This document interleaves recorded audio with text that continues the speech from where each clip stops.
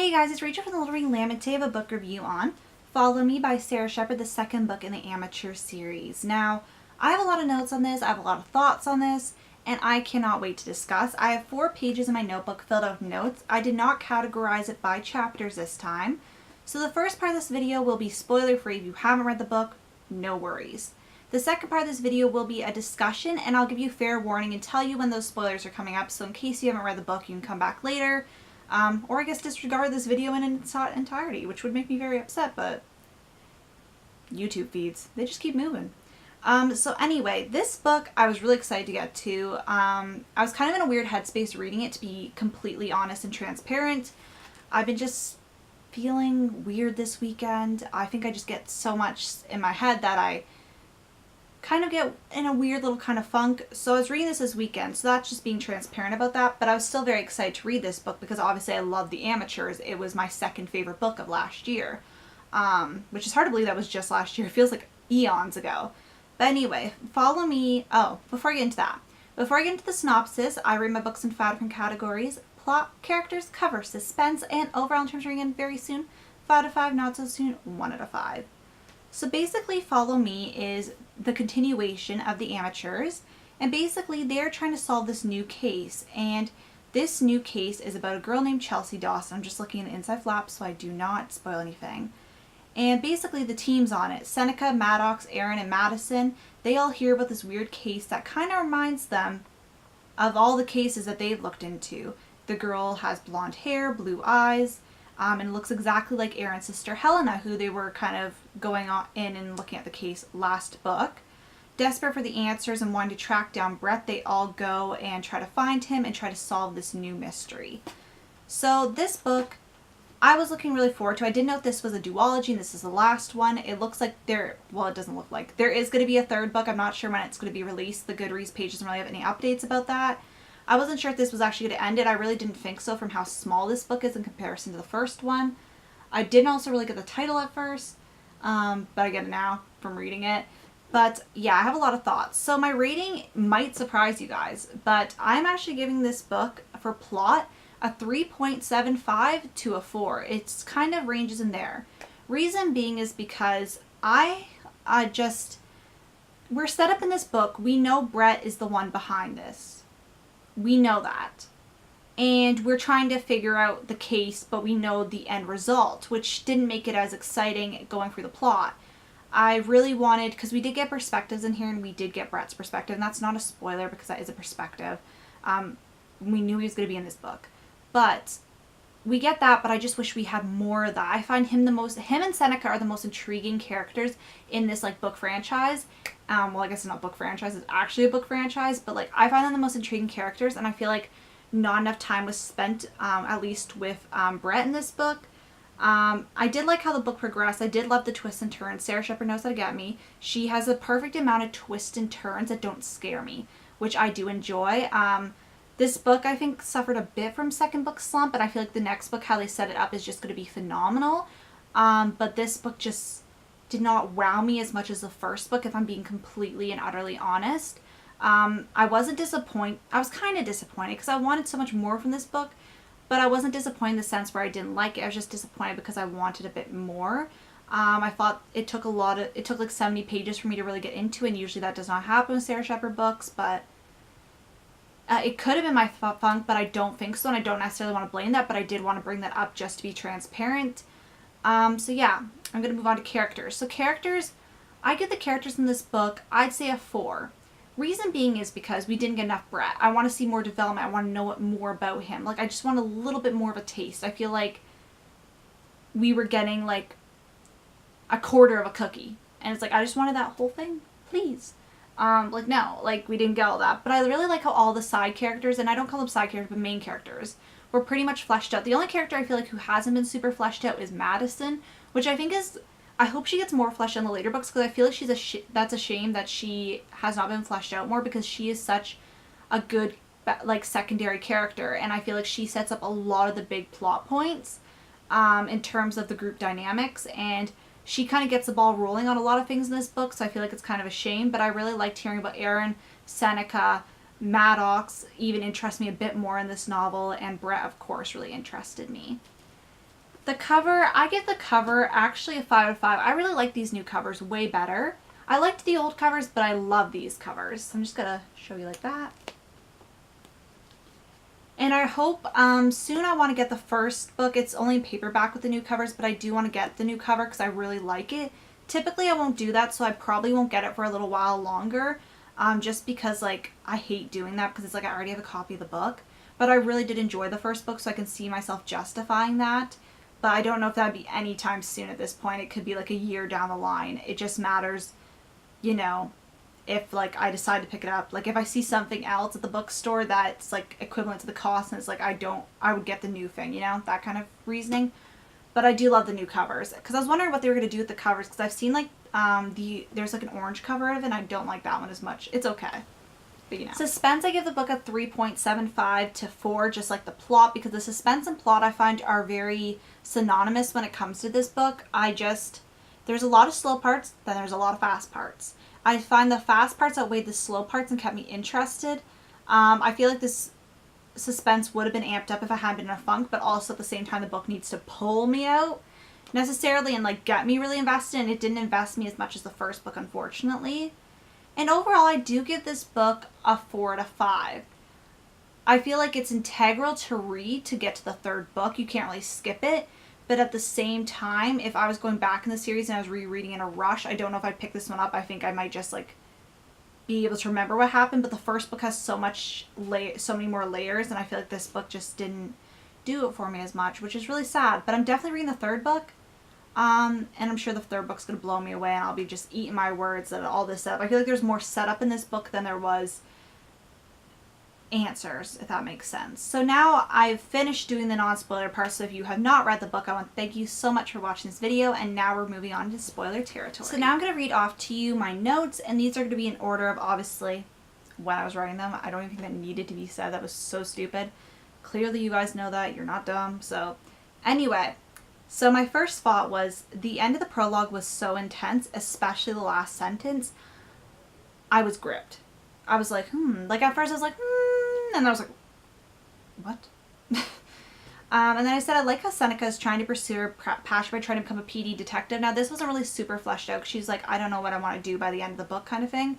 But you could see her kind of inkling a way towards becoming a detective and taking these first steps and kind of realizing what she wants to do and seeing it like not just as a hobby but something she could make into a career. I found that very interesting, and I would love to see some more talk about that career plan. I said I feel like Brett is trying to lure Seneca and the team to him to hunt them. Like I feel like he was just luring them there to kind of like try to murder them. I didn't think he'd get all of them, but I thought like maybe he might murder somebody like Madison, who's more of a side character. And then I put in quotes, she looked exactly like Helena, and I said, does this mean Chelsea and Helena look similar or identical? So at this point I wasn't sure if Helena and Chelsea had a link. What if they were sisters and one of them was put up for adoption? Like I didn't know if there was going to be some kind of family twist, because it was constantly repeated and repeated and repeated how they look so much alike, and I wasn't sure if there was going to be a link there. I said I love that Brett is toying with Maddox by sending him a letter. Like he knows Maddox is kind of the weaker link. I would say Maddox is the weakest link in the gang, because I feel like all the girls, Aaron, Madison, and Seneca are all pretty strong in their own ways, but Maddox is kind of the weaker one, I have to say. He's the one that's easier to ruffle his feathers. He just is not, like he's cut out for doing this, but he gets too invested, I feel like, where it's like you need to have kind of a wall up. But it's good that he does get invested, because then he's able to realize and see the emotional standpoint and kind of assess the emotional capabilities of the people around him and see like what's good for them emotionally. So I guess that's good in a sense, but still. I said I want to know more about Colette, which is Seneca's mom. I really want to know more, and I really hope that if the third book is the last book, we know why he murdered all these people and we can see flashbacks of him and Colette. Then I said also play the game, people. Like they're like, should we? It's like, you're never going to find anything else if you don't play the game. Play the game.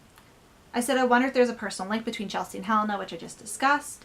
I said not a good theory, Maddox on page 37. What did he say on page 37? I have my book down here.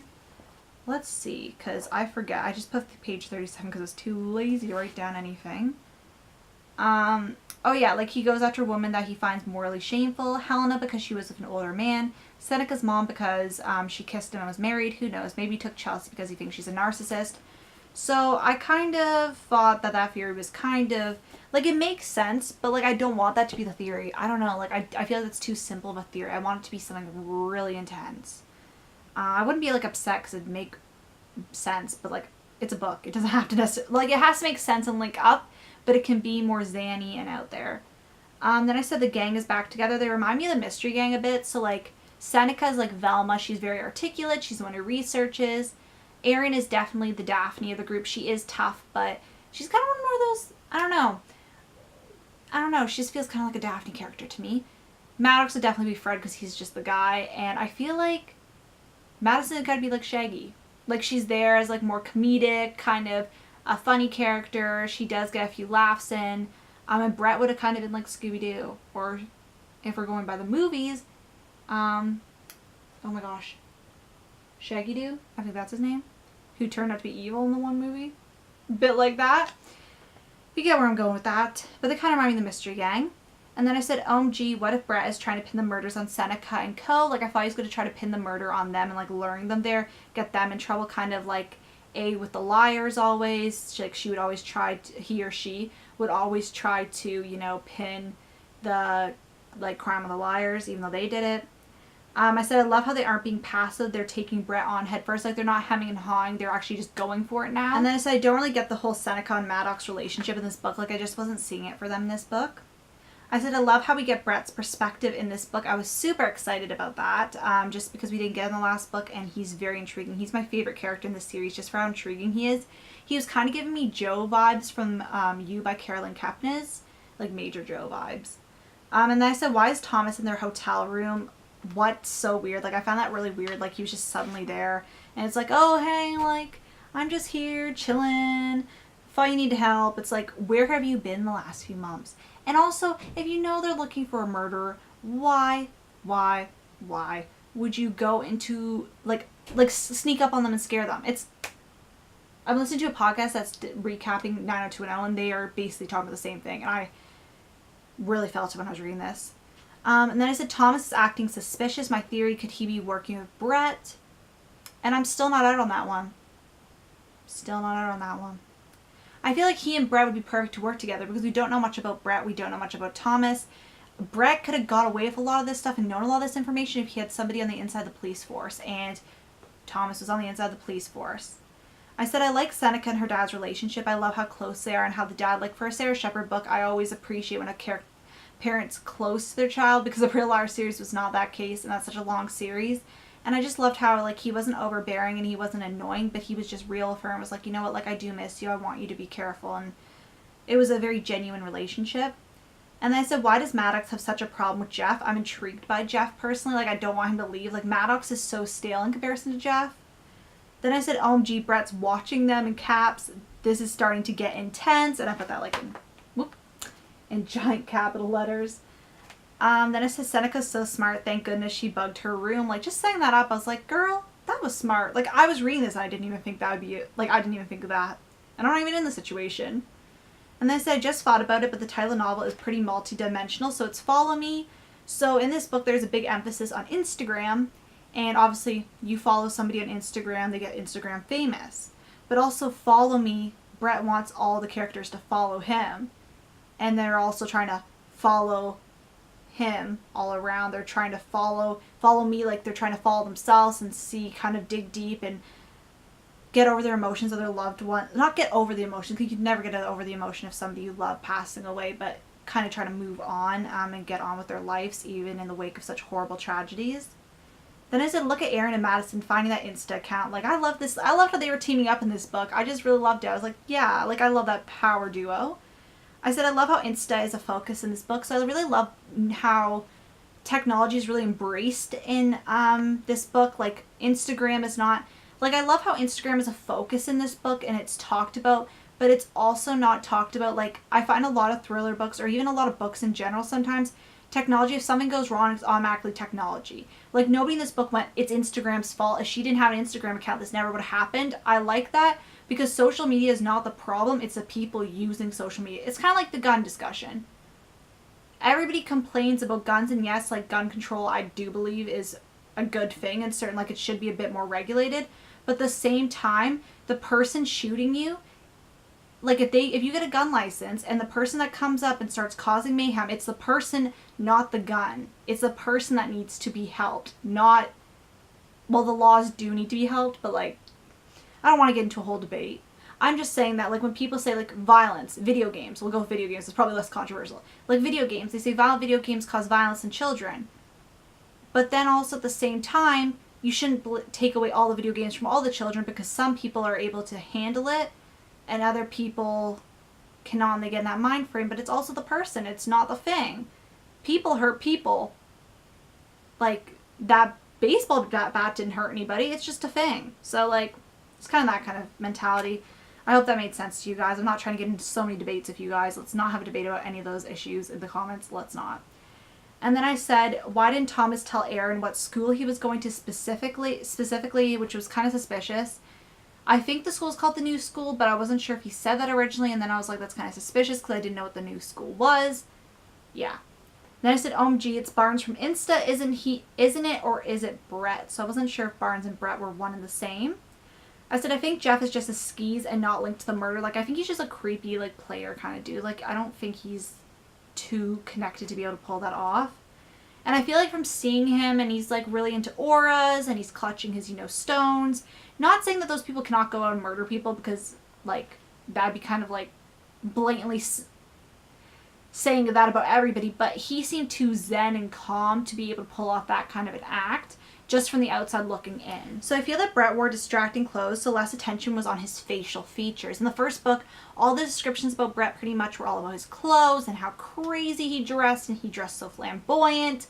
Not as much on his facial features, because I was thinking back, I can't remember a single facial feature or anything distinctive about his look. So I feel like that was just a distraction method, especially he had to be on his game with these people, because these people are, like, amateur sleuths, and they are people that are keen and aware that the littlest detail can lead to the biggest breakthrough. And not everybody walks, like, I don't walk around like that in my normal life. I probably would have seen Brett and just seen his clothing and not his facial features, so that was a very good disguise tactic. And I said, Brett's such a creep on the beach and in general, but that was really creepy. He's just sitting there, he's like, like, watching. I said, that's so crazy that they all talked to Brett pretending to be Corey on the first day. I'm still out on that. I think it was Corey after all, but it kind of seemed like it was Brett. Then I said, why is Thomas acting so creepy? Like, maybe don't grab Erin when she's clearly looking for a murderer on the run. Like at that party, the Bastille Day party. Why? Why, boy? Then I said, what if Brett's surprised that he's framing Thomas for the crime? I thought maybe he knew Thomas was back in town. Thomas is an ex-cop. This would look so scandalous.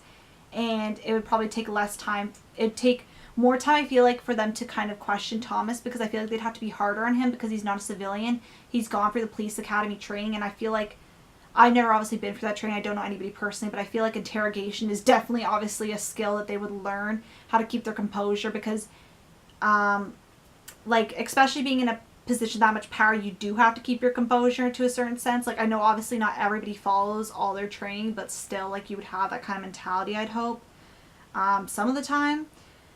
I feel like this book review is just getting so political. We're talking about so many issues, and it's like, let's not. It's just my examples, Then I said, now I'm starting to ship Seneca and Maddox again. I said, is this Jeff dead, that Aaron finds? And was that Brett who texted Seneca as Jeff? So I didn't know if Brett was the one texting Seneca and being like, I'm there, when he was already dead. And I said, it was Jeff, OMG. Then I said, I'm happy that Seneca told the cop about Corey/Brett. Maybe they'll be able to get him faster. So I really like when they do involve the authorities and they don't think they can do the whole, like, figure out everything about the authorities, because, like, even though they have been able to solve certain crimes, it's better to work together, because the police, maybe they might not get everything right away because they have to follow a certain protocol, but they do have all the equipment and all the technical skills, and they have been trained in a different way. It's kind of like, it's kind of like going to school and being homeschooled. they both have two different things. Like, you have two different situations. So in both things, you're learning the same material, but you're learning it in different ways, and you learn different things. So homeschooler might be more of an emphasis on more maybe looking in the gray area, whereas school would be looking more at black and white, like this is right, this is wrong. Like, it could be like, or it could be switched, whichever one. But it's like you're the same thing, but you're learning a different way. Just like in the police academy, they learn a different way about how to solve a crime rather than trying to do it yourself and reading materials by yourself. So it's kind of like, well, I guess like self-teaching and going to class, like kind of the same thing. You can learn a lot from people just from the way they have been grown up and learned, I find. And kind of the way they learn, like, it does bring different perspectives and you do catch different things. Then I said Brett planned that well about the whole Corey disguise. That was a very good move, Brett. Don't condone what you did, but... then I said Brett is such a sicko with that 36 hours where she's dead crap. Like, what was that, man? Then I said, OMG, what's Gabriel's involvement? I'm intrigued. And I said their theory about Gabriel is so good. Like, they came up with that on a dime, and I was like, I am impressed. But if you're there and you're focusing on the case, I feel like you already have so many theories swimming around your head that you had to voice, and that one's a very good one to voice. And I said it's interesting reading about the gang figuring out Brett's clues. Like, it's pretty interesting when they're, like, on the move and actually going for it. Then I said it's cool that the clues line up with the Insta post. So, like, basically she was here on the 16th. She's here on the 16th the next year. Interesting. Then I said, why is Thomas screaming? That was when him and Aaron were going around the shack. I was like, what is he screaming? I was like, Brett definitely isn't there. Like, why did he waste his time on those two? Then I said the origami crane, which is now on the cover of the new covers of the first book, which kind of brought me back to being like, dang, that's such a pretty cover. Then I said it's good that they saved Chelsea. One intense scene, I was like, where's Brett? He's gonna pop up somewhere. Where's Brett? Where's Brett? Where's Brett? And they were all saying that probably too, and we were all saying that. But I was from the comfort of my own room, so I wasn't as scared, but it was still intense.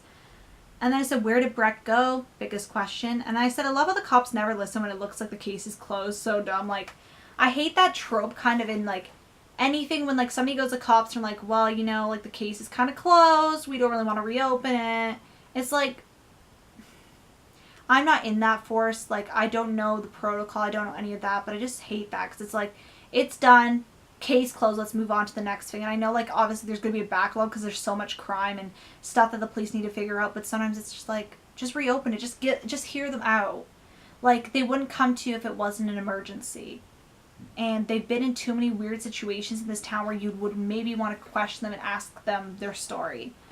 So I just thought that was dumb. And I said, I bet Brett had something to do with Thomas' grandma being in the hospital. I felt like, is she blonde with blue eyes? Did Brett maybe just hurt her so they kind of leave town and he can kind of make a better escape? And then I said, OMG, Brett has a sister, so Viola. I was kind of shocked at that and I want to know more. I said maybe the S refers to him kidnapping Madison, page 251. So it said, Brett texted him and said, like, we'll be going, bye. Like, that kind of thing. And I was like, ooh, did he kidnap Madison? Because I think he had a fascination with Madison in the first book. Like, I know he liked Aaron.